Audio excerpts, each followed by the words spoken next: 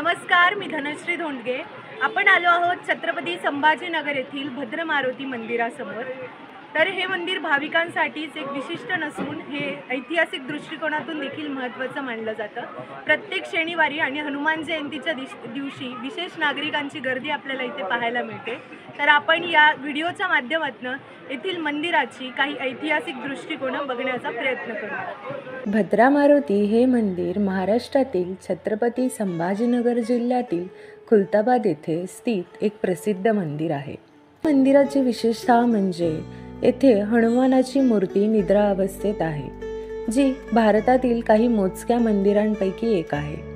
तसेच हे पवित्र प्राचीन मंदिर वेरूळ येथील घृष्णेश्वर ज्योतिर्लिंग मंदिर व लेण्यांपासून जवळच काही किलोमीटर अंतरावर आहे।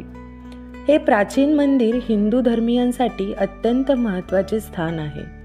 येथील भद्रामारुती नवसाला पावणारा आहे। या ठिकाणी निद्रा अवस्थेत असलेल्या श्री हनुमानांची 2 ठिकाणं भारतात आहेत। ती म्हणजे प्रयागराज येथील मंदिर व मध्य प्रदेश येथे असलेले जाम सावली या परिसरातील मंदिर। मंदिराच्या आसपासच्या परिसरात इतर ऐतिहासिक आणि धार्मिक स्थळंही आहेत, ज्यामुळे येथे येणाऱ्या पर्यटकांना विविध ठिकाणचे दर्शन घेण्याची संधी मिळते।